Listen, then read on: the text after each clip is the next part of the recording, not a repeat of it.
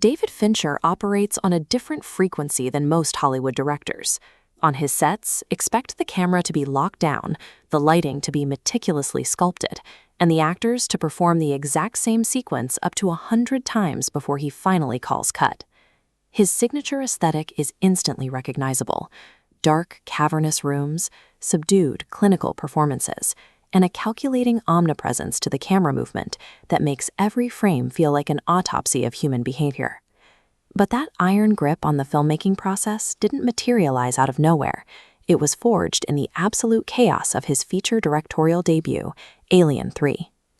Before stepping up to direct a massive studio franchise, Fincher cut his teeth in the visual effects department at Industrial Light and Magic. In that world, he programmed computer-controlled cameras and manipulated miniatures. If he wanted a puppet to move an inch to the left, it moved. He had absolute, unchallenged authority over the pixels on his screen. Stepping onto the Pinewood Studios lot to shoot Alien 3, he expected to apply that same exactness. Instead, the studio machinery took over. His hand-picked crew was replaced, producers constantly looked over his shoulder, and nervous executives aggressively second-guessed his decisions on set. He spent 2 years watching his creative choices get stripped away, piece by piece. By the time the film hit theaters, he was completely disillusioned. He retreated to directing commercials, fully convinced his feature film career was dead on arrival. The experience left a scar, but it also crystallized his operating philosophy.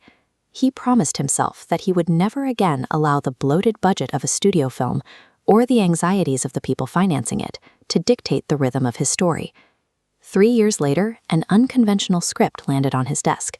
It was a bleak, violent detective thriller called Seven. He loved it and agreed to direct, but only if he could do it his way. The real test of this new resolve came during pre-production. Executives read the script's famously grim conclusion, the head in the box, and panicked. They demanded a safer, more palatable ending to protect their massive financial investment. Firmly, Fincher refused. He told the producers that this uncompromising ending was the only reason he was making the movie in the first place, effectively daring the studio to fire him. To back up that threat, he turned to his leading man.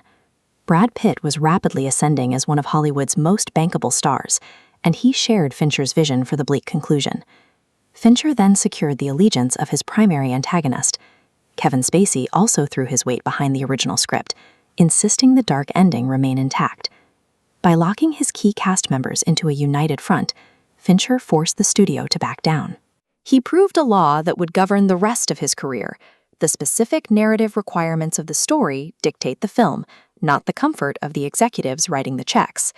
With his authority secured, he began engineering a highly specific set of on-set rules. This operating system, the Fincher method, is designed to ensure 0 unapproved distractions make it to the final screen. It starts with the camera. You will rarely see a shaky, handheld shot in a Fincher film, nor will you see a sudden, unmotivated close-up. The movement is engineered to feel mechanical, deliberate, and entirely devoid of human personality.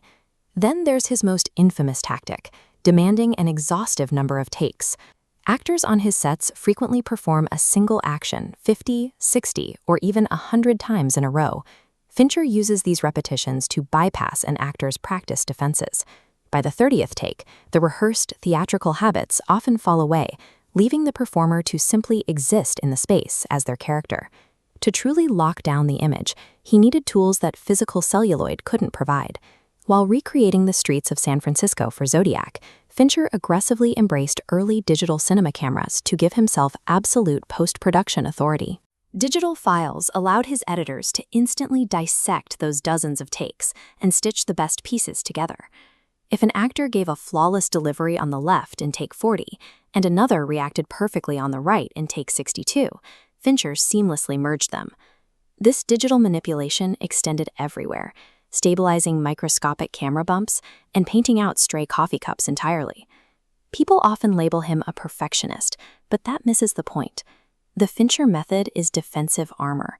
It is a highly engineered system designed specifically to eradicate any visual anomaly that might break the audience's immersion. The friction between Fincher's exactness and the chaotic Hollywood machine never truly went away.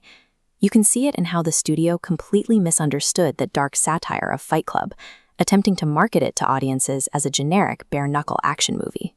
Recognizing that traditional theatrical distribution inherently demands mass-market compromises, Fincher made a strategic pivot. He moved towards streaming platforms like Netflix, finding an environment with strict technical quality control and a true creative sanctuary.